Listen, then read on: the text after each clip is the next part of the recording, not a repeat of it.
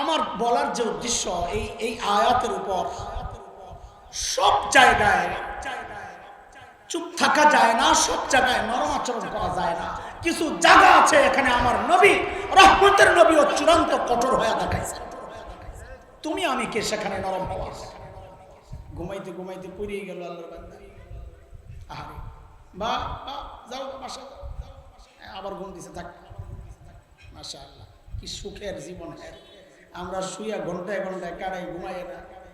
ঘুমের থেকে পইরা, চেয়ার থেকে পইরা আবার লাভ দইটা আবার ঘুম। মারহাবা। আল্লাহ বলেন তাব্বাত ইয়াদা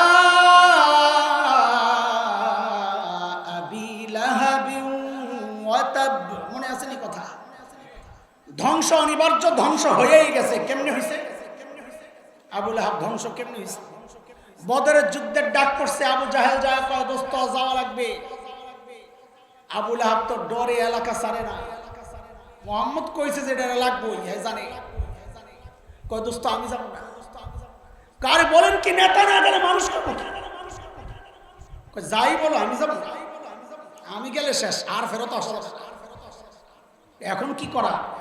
টেনশন করেন না, আমি একজনের টাকা দিয়ে পাঠাইতেছি। একজনের থেকে টাকা পাইতো, কয় তুই যা, টাকা দেওয়া লাগবো না, মাফ। বাড়া লইছে, লোক বাড়া লইছে। এমন যখন আপনারা মিছিল করার জন্য বিরিয়ানির পোটলা দিয়া গার্মেন্টস কর্মী বাড়ালেন না, এটা আবু লাহাবের থেকে শিক্ষা। বুঝেন কিছু? কিন্তু মায়ের যেহেতু আছে কপালে, পালাইলেও বাঁচা যায় না, যুদ্ধে না গেলেও বাঁচা যায় না। কথা কম। বদরের যুদ্ধ থেকে যখন কাফেররা ফেরত আসছে, যেই কয়টা বাইচা আসছিল, নেতা তো সব শেষ।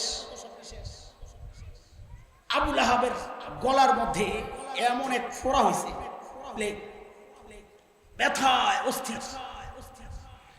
সে বলেছে তাব্বাল্লাক, মুহাম্মদ তুই ধ্বংস হবি। আল্লাহ বলেছেন তাব্বাত ইয়াদা আবি লাহাব, আবু লাহাব তোর দুই হাত ধ্বংস হবে। মুফাসসিররা লেখেন অর্থ দুইটা, এক হচ্ছে আক্ষরিক অর্থ, আর এক হচ্ছে তার ভাব অর্থ। আক্ষরিক অর্থে আবু লাহাবের দুই হাত অবশ হয়ে গেছিল, ভাব অর্থ হচ্ছে তোর শক্তি শেষ হয়ে যাবে। যে শক্তির পাওয়ার দেখাস, আমার নবীর বিরুদ্ধাচরণ করেছস, ওই শক্তি কিন্তু থাকবে না। এটাই বাস্তবতা। শক্তির পাওয়ার দেখাও ইমানদারদের সাথে, শক্তির পাওয়ার দেখাও বাবুনগরীর সাথে, শক্তির পাওয়ার দেখাও মামুনুলকের সাথে। ওই শক্তি থাকতে পারে না, টিকতে পারে না, টিকতে পারে না। পছন্দ হচ্ছে, পছন্দ পচ্চা ময়রা গন্ধ বাড়িস।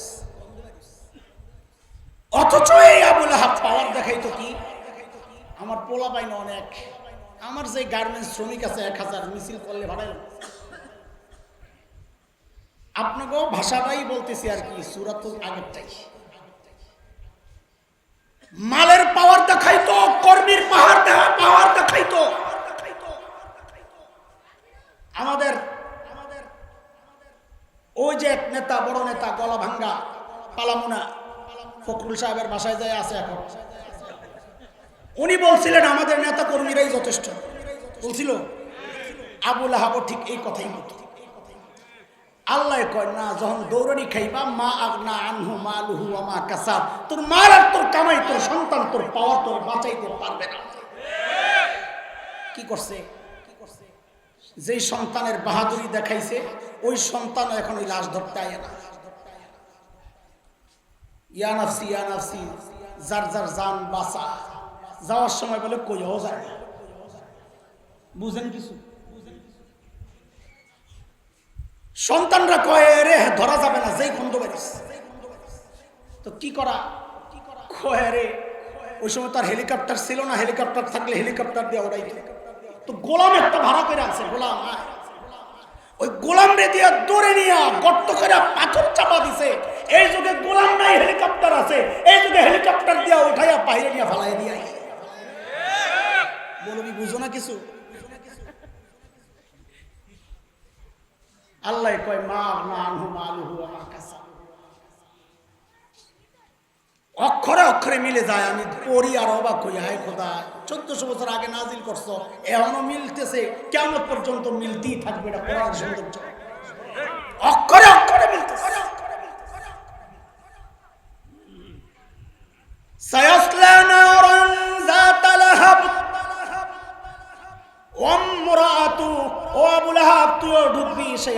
তোর বউ ঢুকবে উম্মে জামিল বিনতে হারব ইবনে উমাইয়া। বেড়ি তো খেয়ে পাই গেছে, কয় কি আমার বিরুদ্ধে সূরা নাযিল হইছে, নেতা গো বউ থাকে এরকম করকইরা। শহরে এরকম কিছু মহিলা পাওয়া যায়, উঁচা উঁচা জুতা পইরা, হায় রে চলে কেমনে, বেড়ারা পিছন দিয়ে, আমি তো নিউ মার্কেট আমার এলাকাতেই, বেড়ার এই বগলের তলে এক ব্যাগ, এই বগলের তলে এক ব্যাগ, দুই কান্দে দুইটা, হাতে দুইটা লইয়া চলতেছে জিন্দা ঠেলা গাড়ি। এমন মহিলা আছে না নাই? আল্লাহ তোরে বাঁচাক, আল্লাহ তোর উপর রহম করুক। এই বেড়া করে দেখলে আমার বড় দয়া হয়। আবু লাহাবের বউ ছিল ওইরকম একটা করকর, যেই শুনছে আয়াত নাযিল হইছে হাতে পাথর লইছে জামাইয়ের মতো, নবীকে খুঁজতেছে, মোহাম্মদ কোথায়, মারবো। তোমরা যেমন আম করে খোঁজো বাড়ি বাড়ি, মোল্লা কই, ইমাম কই, ওইটা যেটা শহীদদের জন্য দোয়া করছে ওই ইমামটা কই, আর ধর খোঁজো না। আবু লাহাবের বউও খুঁজছে। কাবার পাশে যায় নবী আলাইহিস সালাম তিলাওয়াত করতেছিলেন বসে বসে, সাইয়েদনা আবু বকর পাশে বসা। আবু বকর দেখছেন উম্মে জামিল আসতেছে, হাতে পাথর। আবু বকর ভয় পেয়ে গেছেন। কার জন্য ভয় পাইছেন, নিজের জন্য না নবীর জন্য? কানে কানে বলতেছেন, ইয়া রাসূলুল্লাহ, উম্মে জামিল আসতেছে, আর মতি গতি ভালো না। ও মুসলমান শোনো শোনো, আল্লাহর হাবিব আবু বকর রে বলেন, তুর আপনি ডরান কেন, আরে আসতে দেন, আরে আসতে দেন। কেন? ভয় পায়েন না, ও আসলে আইসা তো আমারে দেখবি না। কি রে ভাই, জেল জ্যান্ত মানুষ বসা দেখবে না মানে কেমন কথা? কারণ আল্লাহ আমার নবীর আগেই জানায় রাখছেন, সূরা বনি ইসরাইল 45 নম্বর আয়াত, আল্লাহ আগেই জানায় রাখছেন, ওয়া ইযা ক্বারাতাল কুরআনা জাআলনা বাইনাকা ওয়া বাইনাল্লাযীনা লা ইউমিনুনা বিল আখিরাহ হিজাবাম মাসতুরা। নবী আপনি যখন তিলাওয়াত করবেন, আপনার আর বেঈমানদের মাঝখানে আমি নিরাপত্তা পর্দা দিয়ে দিব, আর আপনাকে দেখবে না। উম্মে জামিল আয়েশা খালি খুঁজে, আবু বকর তো বুঝছে, চান্দু তুমি তো নবী দাও না। এখন আবু বকর রে জিজ্ঞাসা, ওই মোল্লা তোর দোস্ত কই? আপনি কবেন হুজুর তখন মোল্লা কইছে নাকি? তখন মোল্লা কয় না, আমি সময়ের শব্দ দিয়ে তাফসীর করলাম আর কি। ওই মোল্লা তোর দোস্ত কই? এখন দেখেন আবু বকর পড়ছে কি বিপদে। যদি বলেন লা আদরি, আমি জানি না, তো আবু বকরের সিদ্দিক কাটা যায়, মিথ্যাবাদী হন। আর যদি বলেন এই যে হাজা নবী, এই যে নবী, তা আবু বকর মাইর খায়। কেন মাইর খাবে? আবু বকর বলবে এই যে উম্মে জামিল কবু কই যে, হ্যাঁ তো দেয়। আবু বকর কি চালাক, চালাক না, আস্তাগফিরুল্লাহ, চালাকের মধ্যে একটা সততার গন্ধ আছে, বিচক্ষণ। সাইয়েদনা আবু বকর কি বিচক্ষণ, জবাব দেওয়ার ক্ষেত্রে কি কৌশলী হয়েছেন, সুবহানাল্লাহ।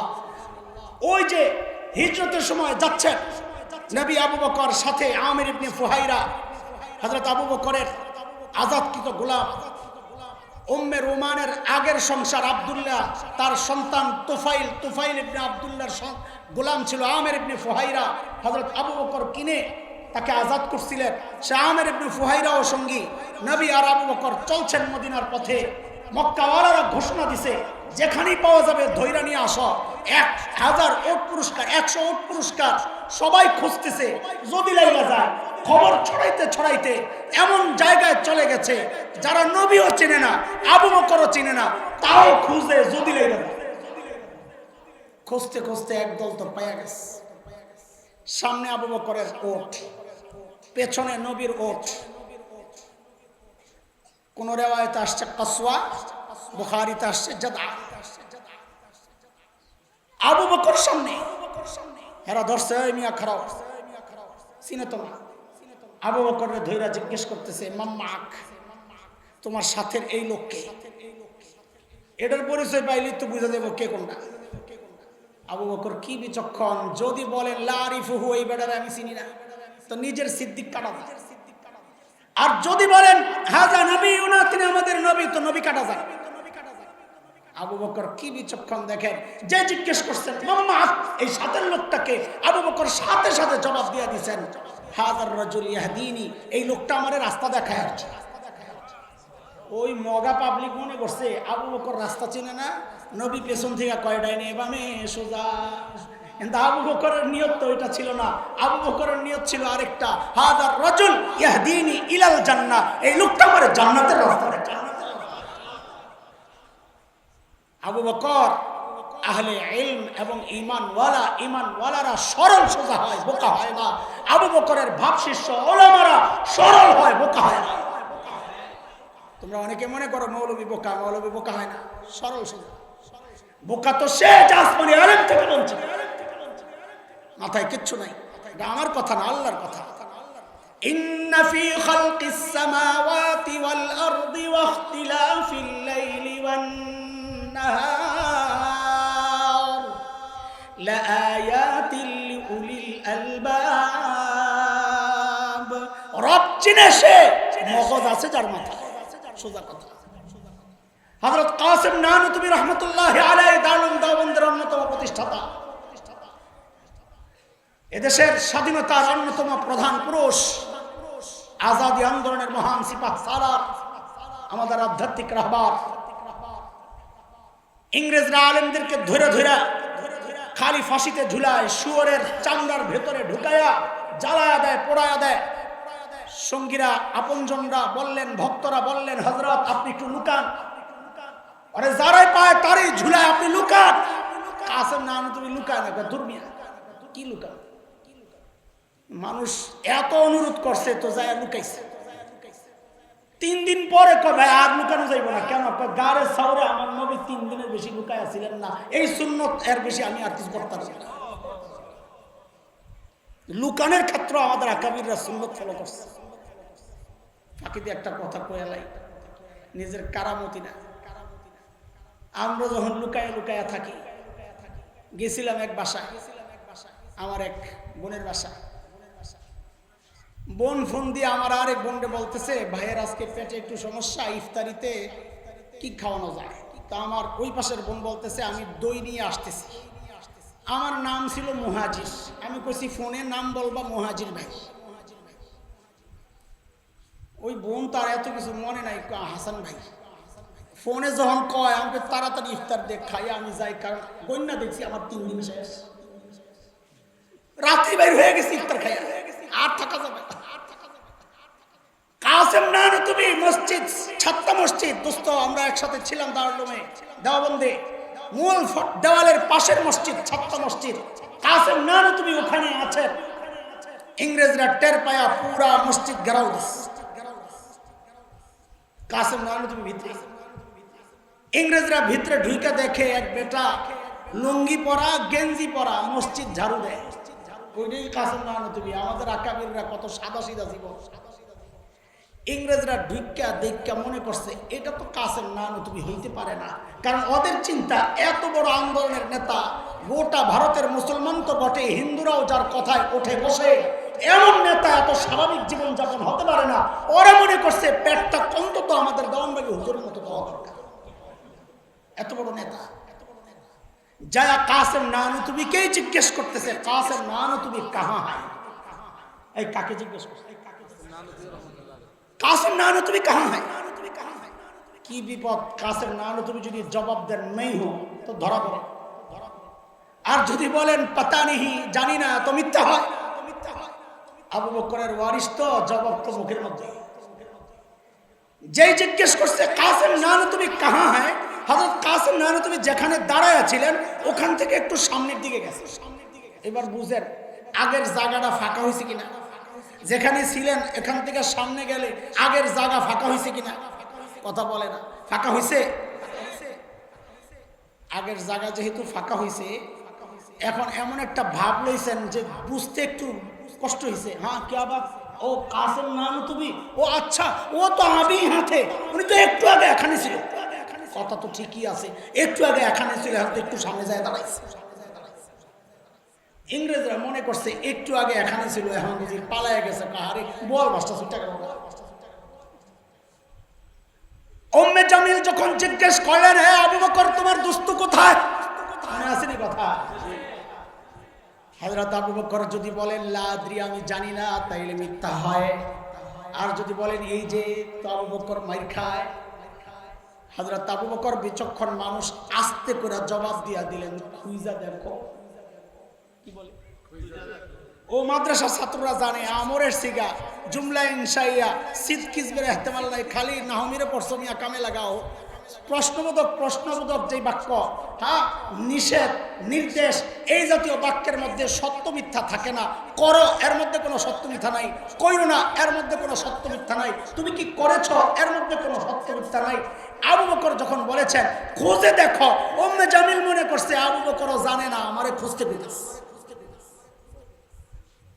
আল্লাহ বলেন হাম্মালাতাল হাতাব এ মুসলমান খেয়াল করেন 1400 বছর আগের আয়াত সমাজের রন্ধ্রে রন্ধ্রে অসঙ্গতিগুলো এক আয়াত আল্লাহ দেখায়া দিয়েছেন খেয়াল করেন হাম্মালাতাল হাতাব আবু লাহাবের বউয়ের পরিচয় দিচ্ছেন আল্লাহ হাম্মালাতাল হাতাব মুফাসসিররা সাধারণত 3টা তাফসীর বেশি করেন এই আয়াতের কয় তাফসীর মুখস্থ শোনার লাগবে আমার কাছে এক হাম্মাল বলা হয় কুলিকে আরবিতে কুলি কুলি হাম্মাল কুলি হাম্মালা আল হাতাব শুকনা লাকড়ি টাকড়ি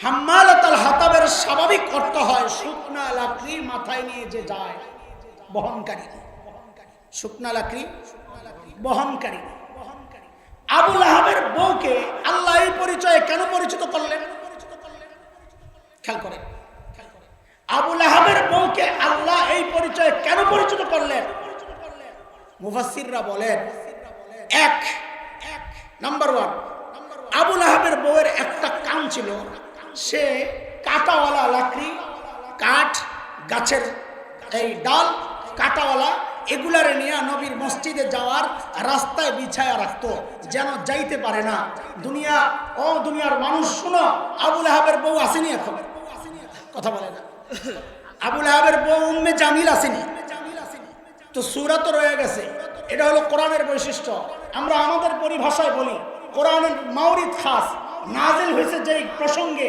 ওই প্রসঙ্গ নির্দিষ্ট কিন্তু তার হুকুম আম এর বিধান চলবে এর আবেদন চলবে কিয়ামত পর্যন্ত উম্মে জামিলরা নাই কিন্তু উম্মে জামিলের মতো স্বভাবী মানুষ থাকবে কিয়ামত পর্যন্ত উম্মে জামিলরাই শুধু জাহান্নামে যাবে তা না যারাই মাদ্রাসার জন্য প্রতিবন্ধকতা সৃষ্টি করবে যারা মাহফিলের জন্য প্রতিবন্ধকতা সৃষ্টি করবে যারা মসজিদে যায় কমিটির নামে ইমামকে মন খুলে কথা বলতে প্রতিবন্ধকতা সৃষ্টি ইতিমধ্যে করেছে আল্লাহর কসম সবগুলো হাম্মালাতুল হাতাব হইয়া আবু লাহাবের বউয়ের সাথে জাহান্নামে এক অর্থ কইলাম মিলে না এই সমাজের সাথে মিলে তোমরা মনে করছো আল্লাহ খালি আবু জাহালের বউরে বইকা ছেড়ে দিছে না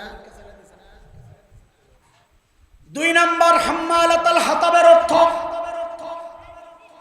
এটা একটু ভালো করে মনোযোগ দেওয়া লাগবে আসেনি মনোযোগ এই মনোযোগ আসেনি খবরদার এত চিন্তা করে কথা কইতেছি মনোযোগ না থাকলে আমি শেষ আরবের মানুষরা হাম্মালাতুল হাতাব একটা চরিত্রের মানুষের ক্ষেত্রে ব্যবহার করত শুকনা লাকড়ি মাথায় নিয়ে নিয়ে ঘুরে চান্স পাইলে আগুন লাগায় এর এটা অর্থ কিন্তু ব্যবহার করত কাদের ক্ষেত্রে যারা এক জায়গার কথা আরেক জায়গায় লাগায় যারা মিথ্যা ছড়ায় যারা মিথ্যা রটায় এদেরকে বলা হয়তো হাম্মালাতুল হাতাব আবু লাহাবের বউ এই কাজটা খুব ভালোভাবে করত ওই ঘরে যায় কইতো এই মুহাম্মদ চিনো বড় খারাপ মানুষ এর কাছে যাওয়া যাইব না ওই ঘরে যায় কইতো মোল্লারা জঙ্গি এর কাছে যাওয়া যাইব না ওই ঘরে যায় কয় এরা মৌলবাদী এদের কাছে যাওয়া যাবে না ওই জায়গায় যায় কয় এরা উগ্রবাদী এদের কাছে যাওয়া যাবে না ওই জায়গায় যায় কয় এরা সন্ত্রাসী এদের কাছে যাওয়া যাবে না ওই জায়গায় যায় কয় এরা ভারত বিরোধী এদের কাছে যাওয়া যাবে না এক এক জায়গায় এক এক কথা যারা ছড়ায়